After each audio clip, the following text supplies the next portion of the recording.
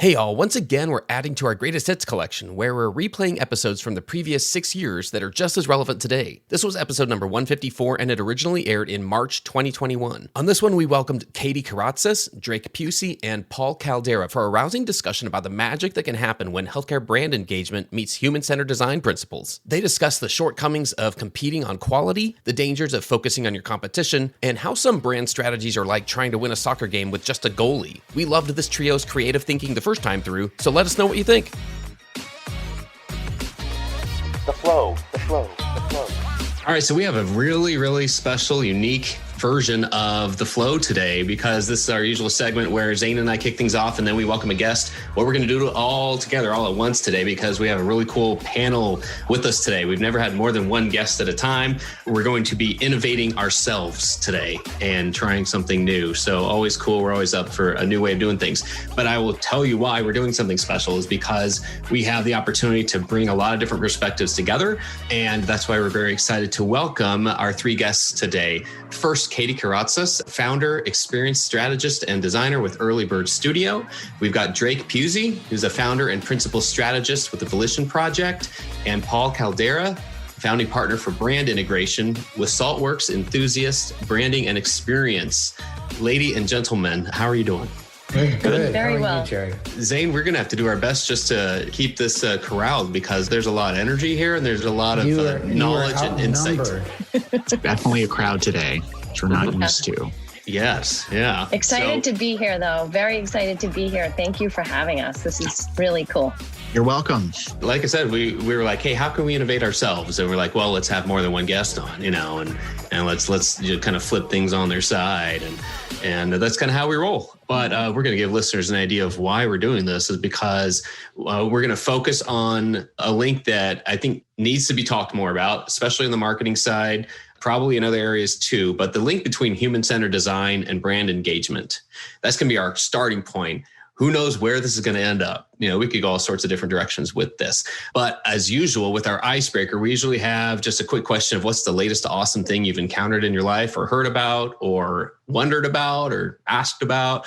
It does not have to be healthcare related. Why don't we go around? Let's have Katie first, then Drake, then Paul. What's something awesome in your life that you've recently encountered? Well, aside from Clubhouse, which I also have recently encountered, but I'll talk about something else. I actually tend to go to Masterclass a lot lately. I don't know if you guys have done that or if you know about it, but they have a ton of really great people on there. I've been able to see like Jane Goodall talking about conservation and all the work that she did. I've listened to Chris Voss talk about the art of negotiation. Wow. And people like Ottolenghi, Yotam Ottolenghi, learning how to cook Middle Eastern cooking. And it's just at the end of the day or on the weekend when I'm looking to kind of learn something new, it's just a great place to go. And there's so many different things to learn. So that's been my latest. Very cool. Drake, what do you got?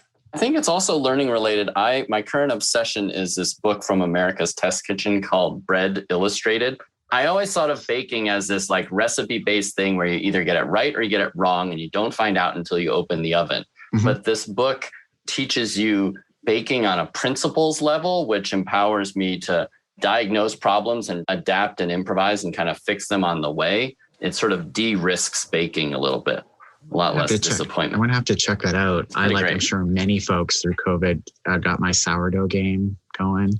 That's right. Drake has definitely upped his game. Yeah, I've seen the output. It's really remarkable. KitchenAid mixers are out of stock at a lot of places right now. That's right. I'm sure. Yeah, see, we're just lucky we got an air fryer end of last year, and now that was a game changer. I can definitely say that. All right, Paul, what you got?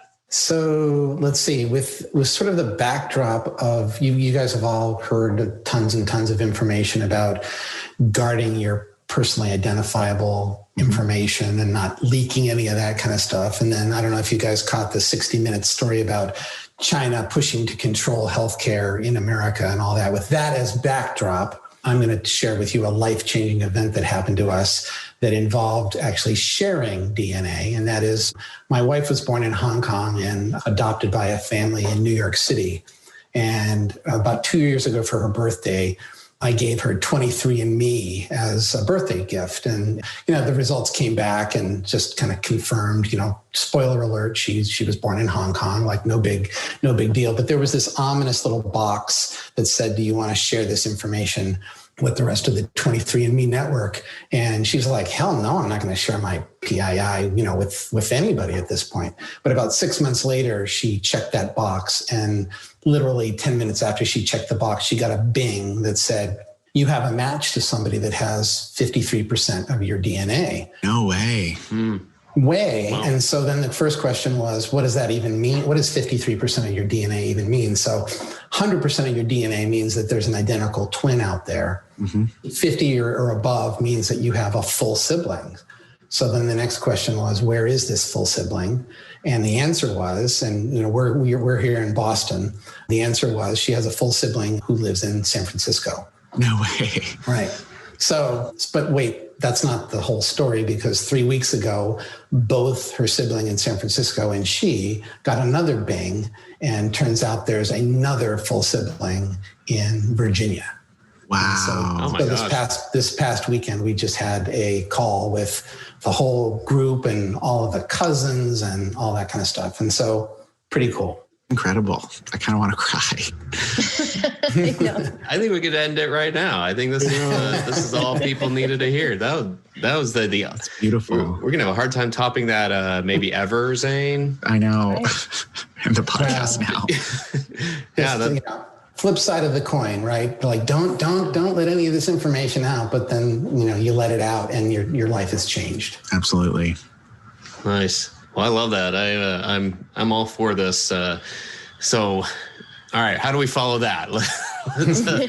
Let's give this a shot. What we usually do is start with what's the status quo, and if we're just talking human-centered design in healthcare and brand engagement, there's a lot of different places we could go with there. I'd kind of like to start in a reverse order, and Paul, start with you in terms of what's the status quo. What do you typically see in healthcare? The benefit of the three of you as a team is being able to see and work with healthcare clients as well as clients in all sorts of other industries, finance and a lot of other industries, which I love the perspective that gives you. So if you can help us from that side of things, what do you typically see and what's keeping it from progressing? Don't go easy on us either. Don't go easy on the industry. No. I think generally across the board. So this is a general comment when people think about this stuff, is that most of the thinking is driven by what we call inside looking out perspective. And I think generally across the board, what's missing is an outside looking in perspective. And that relates to so many different levels. I have a 90-year-old mother that lives in Scottsdale, Arizona, who still gets these calls saying, come to this doctor's appointment and then sit in the waiting room for like 2 hours while they catch up on their pipeline of late appointments and everything. And that's not going to sustain itself. Yeah. I think one thing that's common in almost every industry is that companies are so focused on their competition that they start to there's a natural inclination to become like your competition. And there's also it leads to also a natural inclination to, as a brand, to talk about yourself. Absolutely. And I think the two potential fixes there are, start looking outside your industry, right? Like if you only look within your industry, your field of innovation is really not there. But outside your industry is where the new ideas that will set you apart from the people in your industry are actually going to come from. And I think brands that end up telling their story with the customer as the hero and the brand as more of a sidekick rather than the brand as the hero and the customer as a, beneficiary of that, it leads to a much better story. Ooh, that hits hard. Only because, as I'm sure you're all aware, especially through COVID, and I don't want to distract from the folks that have done really great work, but healthcare brands are always positioning themselves as the hero and not necessarily the patient. Like, look at what we're doing, look how we're responding, look at our doctors, look at our nurses, look at PT, OT. And not to say they aren't heroes, but as you're talking to them, like, wow, like we do that all the time, where we often don't give a whole lot of attention to celebrating the patient and how they might actually interact with our brand. So I completely agree with you on that. I have an example of something that might be relevant here too, like in terms of the status quo. So by not really taking a look at that patient perspective, sometimes you kind of don't understand the context maybe that somebody is coming from. So one example is my husband recently had to have an MRI. And so asked the doctor, can you give me a range? Is there a way that I can kind of see who the different companies are that I can go to, what the price ranges are, what they do? Is there a difference in what they provide? And the doctor was able to tell him, well, no, an MRI is an MRI. You're not going to go to one company and get a better MRI than you are at another. But there's really no information around cost or anything like that. And he was able to give him one pamphlet of one company that he could go to. And so it started as a Google search, really. And that led him to 3 different companies and 3 very different experiences when he called to try to get some information. From one who was very understanding, took a lot of time, really listened to what he had to say, helped him understand what the different terms meant and what he needed to give them for information so that they could give him a price that was fairly accurate, all the way to the other end of the spectrum where they were not understanding at all, didn't want to hear what he had to say, and basically said, we don't know what it will cost until you come and do it. And then once it's all done, we'll be able to tell you what it cost. So it was a really interesting experience to see him go through that and to see how there is no easy way to really get that transparent information and make a decision, and I think it's really, in healthcare, it's so much more intensified because people are either in pain or they're not feeling good or, they're scared. And so that makes that bad experience so much worse, right? Yeah, I think about it. Healthcare is the experience no one wants. Yeah. So how do you commoditize that? How do you make that appealing? Right. How do you engage with the brand that nobody wants to think about? And then once they do, we do not make it easy for them at any point along the journey. I think you hit the nail on the head. And to what Jared just said, one thing that I, remind a lot of the folks that I work with is, to Jared's point, even on our customer's best day, they don't want to be here. I don't know anyone that gets up and says, I want to go to the emergency room, or I want to go visit my primary care provider. And sometimes what I see happening, and this gets to Drake's point, is when healthcare does try to look outside of industry to pull in ideas and concepts, sometimes they don't always work, because you can't just pull in necessarily something that the Hilton's doing and think it's going to work for you, because the psychology of our market, if you will, is completely different. Mm-hmm. And so if you start to, launch all these cool apps and like these, I see a lot of health systems playing around with like wellness point systems. And I just don't feel like that aligns with the emotion and the severity of reasons why people are coming to you. And you better don't turn your work into a gimmick, so to speak. Yeah. And the fact that healthcare is, 24/7, right? Yeah, that's a good point too. Well, I think part of our sort of negative anticipation of healthcare interactions is almost a trained behavior, because we only interact with the healthcare system when something has gone wrong. So there's an inherent negativity in those interactions.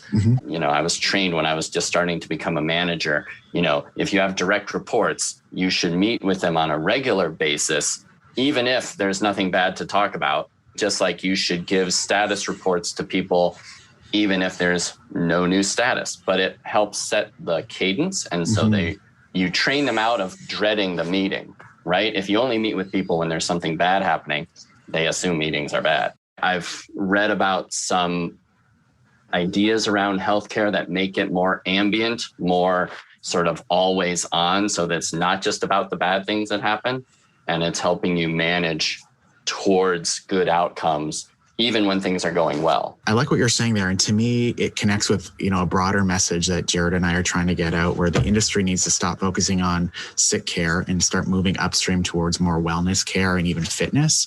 And that's where you could easily see every day the brand having interaction with their customer, who at some point might be a patient if they, they are very sick. Right. And right now you might hear people say, oh, I don't want to talk to the doctor like monthly, but that's because they've been trained into like those meetings being bad meetings, right? There's so much baggage that people would have to get trained out of, but changing the context would be great.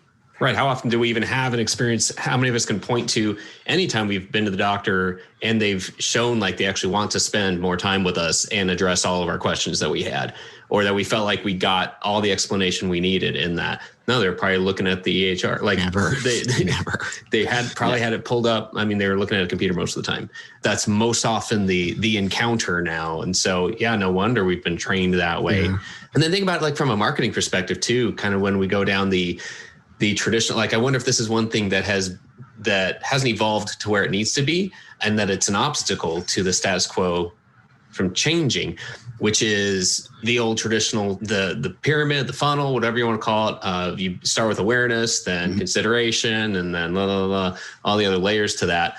That awareness stage, there's so much, I feel like that we're not addressing that in the correct way anymore. In healthcare marketing, we are assuming that blasting TV commercials still, TV, billboards, radio. I think that's in large part, though, because they don't know what to say, because it's a sea of sameness, right? That's good. And I think now, too, people see it's harder, too, because people see when something's not authentic, right? So much more now than ever. But being authentic is hard to do because it takes time, right? And you need to understand how the customer feels about it, as well as how the business feels about it. So it's hard. And a lot of times I think people are kind of getting to know a practice or something, a condition or whatever it is that they need to learn. They're learning it online first. So before they talk to anybody, before they interact with anybody, they're going to a website or something like that. And that's their first impression. So, yeah, that's a really good thought. Being authentic, which is probably principle number one for branding, requires you to know yourself really well, right? And come to terms or reconcile what you are with what you want to be. And having the confidence of knowing that what you are, how it works with your customers, right? I remember when they, again, taking from other industries and context, but when people train you in presentation skills, a lot of it is finding your personal brand, right? Because you can't be a good presenter if you're not being yourself. But a lot of people don't trust themselves on a stage. Like they feel they have to be like other people they've seen on a stage. But when you try to be other people, it comes out fake. And so that is fundamentally what happens to brands that try to be other people. You have to be confident that being yourself will work. And that takes some research sometimes. Yeah. And I think a lot of the work that we've done, people will tell you that they do know themselves. And then when you actually sit down and talk with them, there's wide gaps in perspective in terms of how they express what that is. And so they think the work is going to be, when we talk about that sort of inside looking out, they think that's all fully baked. And let's get on with the outside looking in and just understand what that gap is. And it's like, no. The gap is you don't even know who you are internally yet. Do you have any specific examples about those gaps that you can think of? Sorry if I put you on the spot. No, that's okay. Let's see. I'm going to take it from some other industries, but sure. then we can kind of relate. Well, actually, I can take it from healthcare. Please. We did a project for Johnson & Johnson. Johnson & Johnson had developed a product which was the precursor to Segway, which was a product called iBot. And they were marketing the iBot as kind of through the channels of kind of multi-level marketing. They were doing these commercials late at night, and they proudly announced to us that they had something like 36 different market segmentations. Even if you're wicked smart, which is a Bostonism, wicked smart, you can't solve for 36 different segments, right? So what we came back to them with was with the idea that from an inside looking out perspective, you've made all the wrong assumptions about what your sales force should look like, what the approach should look like. This is not a multi-level marketing, see it on the late night commercial and buy it. It's a very high consideration, high emotion type of purchase. Sure. And it's going to take a lot more counseling and a lot more alignment in terms of the way you build. You're not trying to actually build a wide group of people to come into the funnel. You're actually trying to narrow that down so that the people that come into the funnel are the best fit. Yeah. We have a healthcare related client. Should I talk about Well? Sure. So this company, Well, they used to be called Nappy, and they are a company that trains healthcare workers to de-escalate workplace violence. Oh, nice. Healthcare Super important. has almost 4 times the workplace violence because of patients and family members who are under a whole lot of stress, right? And when we started working with them, originally just to sort of revamp their website, we looked at them, compared them to their competition. And the most important thing that set them apart was their singular focus on trauma-informed care and sort of seeing minuscule signs of agitation before anything escalated into violence. Like they weren't just about how to intervene when things go bad. They were about seeing just that people were uncomfortable or agitated and addressing it at that time, at that stage to, just help. And so some of their tactics are very customer service related. Everybody else was training you to if somebody comes at you with a knife, this is how you defend yourselves. These guys were asking what happened before they came at you with the knife and what happened before that. Right. And, if someone's yelling, it's because they want to get heard. If someone's, throwing chairs, there's a lack of attention they're trying to fix. Right. Absolutely. And so you gotta, don't just treat the symptom, like move all the chairs, but treat the cause, which is almost like a form of healthcare right there. I was just going to say, as you're sitting there thinking, it reminds me of all the checklist work people do in root cause analysis when surgeries go bad. You never solve for, the symptom. You're always looking, okay, fundamentally, what did we miss here that caused this to happen? Right. So the interesting thing with the brand was that NAPPY was an acronym that stood for non-abusive physical and psychological intervention. So the name had the word intervention in it, and it was basically selling themselves short because they did so much more than intervention. So they do really behavior management. You can't win a soccer game with only a goalie. You got to manage the whole game, not just the crisis moment. So we renamed the entire company to Well. It's W-E-L-L-E. It's the German word for wave. It's connotes a lot of sort of organic, natural, cyclical types of things, and went from there. But helping them emphasize what made them different and the humanity behind it and how it brought better outcomes to both the patient and the healthcare worker is basically the spine of that story. And by the way, that enabled them to not continue to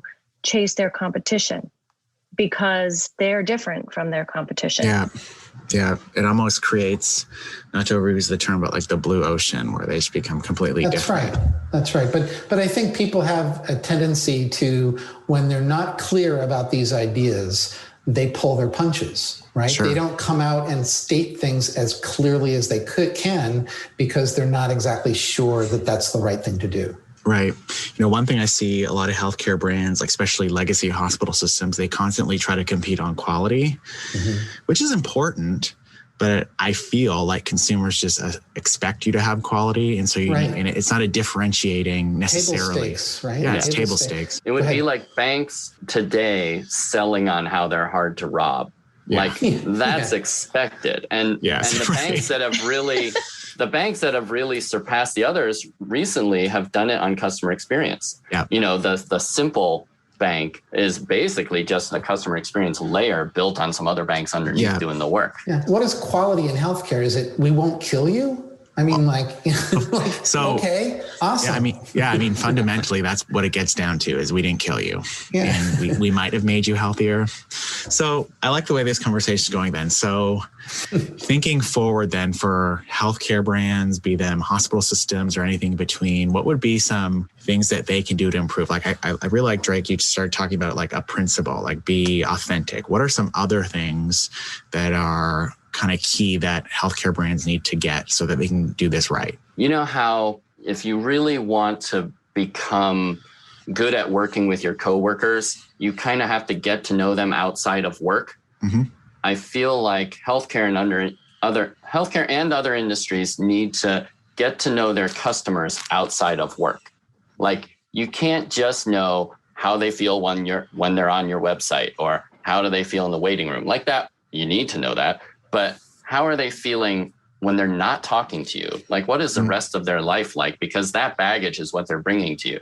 And to the point of, funnels and how you have this, patient in, patient out, problem solved, linear approach, you're forgetting that they're not done. Like, they're not cured forever. And, they're coming back someday, right? It might be a different thing, or it might be a recurrence of this thing. But to think of every customer relationship as a cycle that keeps going changes how you calculate the ROI of your customer experience investments, right? Because you're not just solving a problem that they're going through once, you're solving it multiple times, and it multiplies. And if they had a bad experience last time, they're going to bring that baggage with them next time. A tactical way to kind of do that, I guess, to build on that is, if you are looking at a part of your customer's experience or your patient's experience, is just to expand that, and start to think about what's happening before they get there and what's happening after they leave. And data is great. Qualitative data is really important. And we use that in our work all the time to help us identify problems or things that need to be fixed, but also to validate things that we come up with. But there's a lot that data can't tell you, and that you can really only learn when you're talking with people or watching them, observing them. So really getting into the context of the patient's world and understanding what's going on with them is important. I like that. I've also found too, when you bring in the qualitative, especially if you can get a patient or a customer on camera, and then using that, what they say verbatim, to help advocate for whatever change you're making within the institution is super helpful to get traction.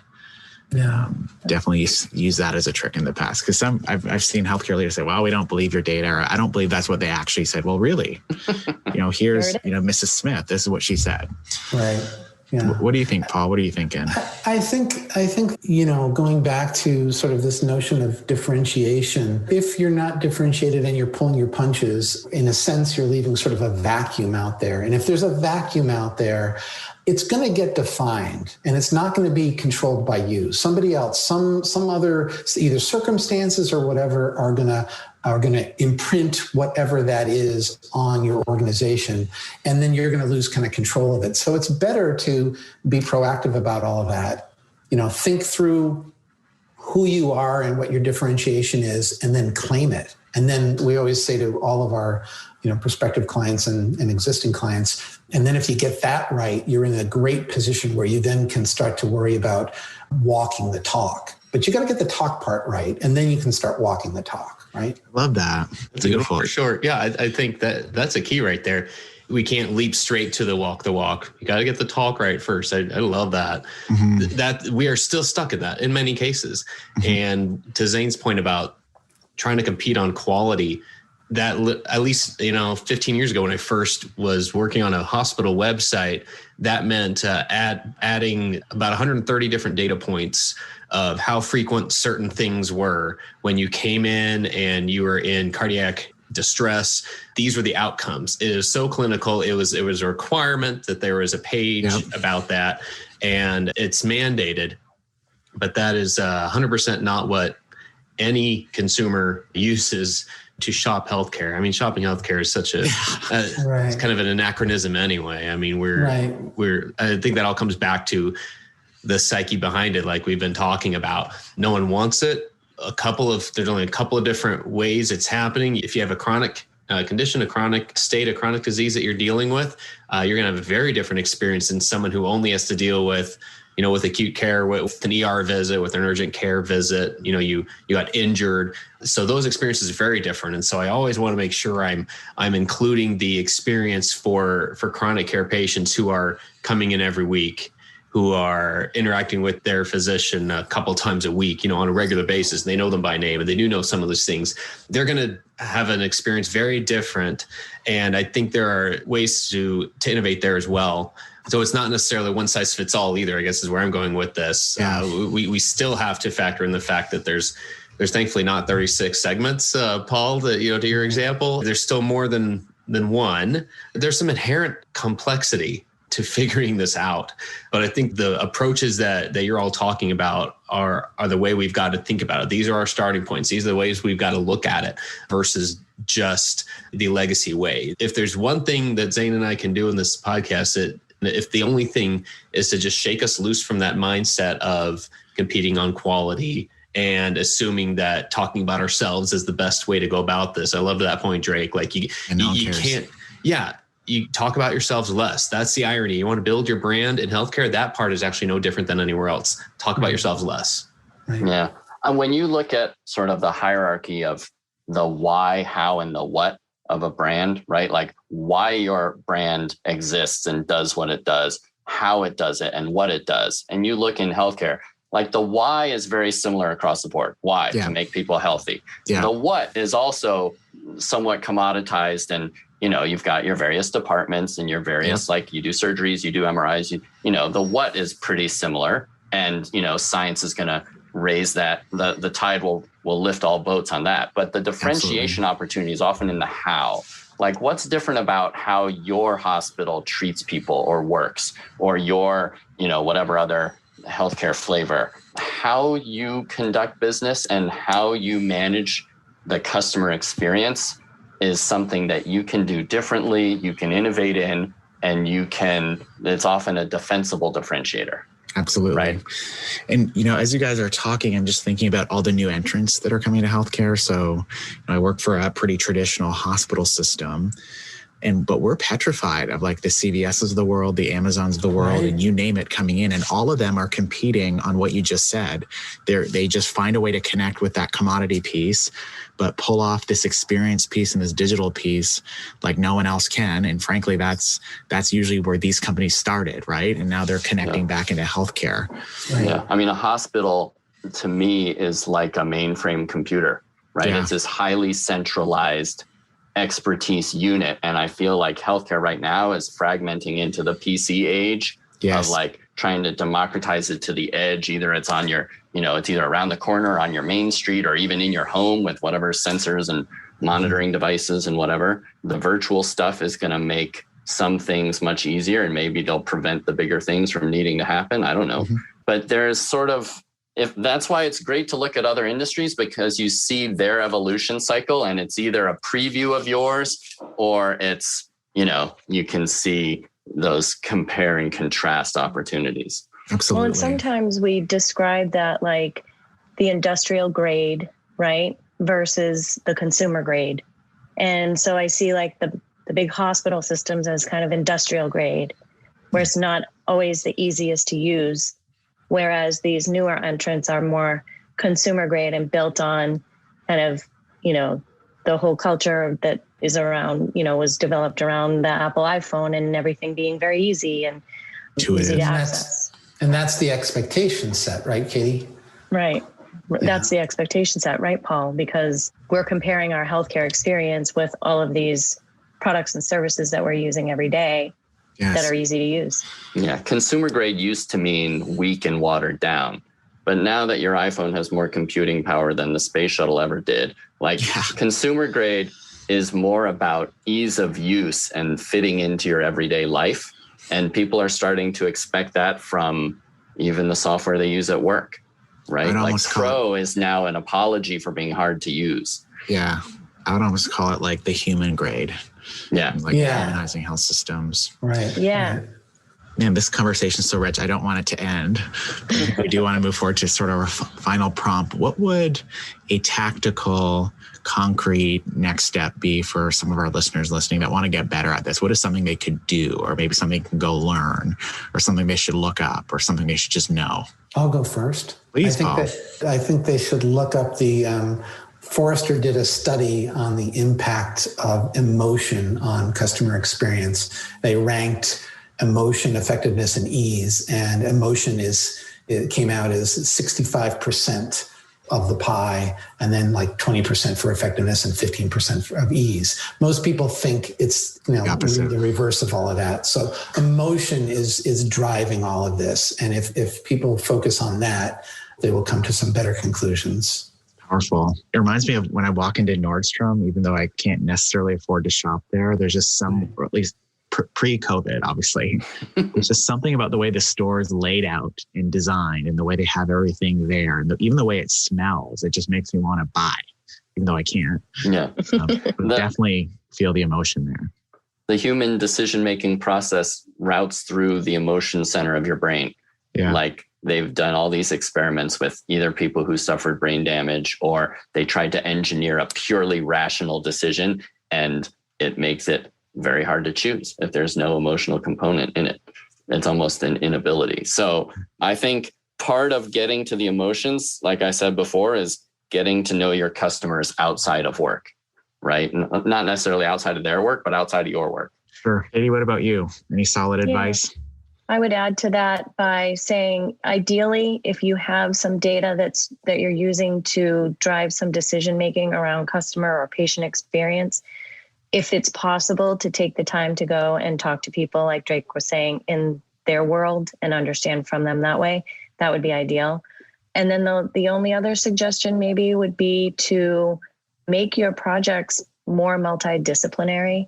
So bring folks from the business, from the marketing teams, from the, operations teams or frontline staff even, and get all of those different perspectives, because that's the variety and that's what's going to help sustain the outcome or the solutions that you come up with. So what I'm hearing is get out of your silo, which is something Jared raps about, actually. Yep. Thanks to Zane, Katie, Paul, and Drake. And thank you for listening. We hope you found some value in this conversation. And if you did, please, this is so important. Please go subscribe and tell your friends and colleagues about this podcast. Healthcare Rap is a member of the Shift.Health Content Network. Go check it out at Shift.Health. We have 28 podcasts and video series there about shifting the way that healthcare is experienced. Until next time, keep marketing forward. Thanks. And that's a wrap.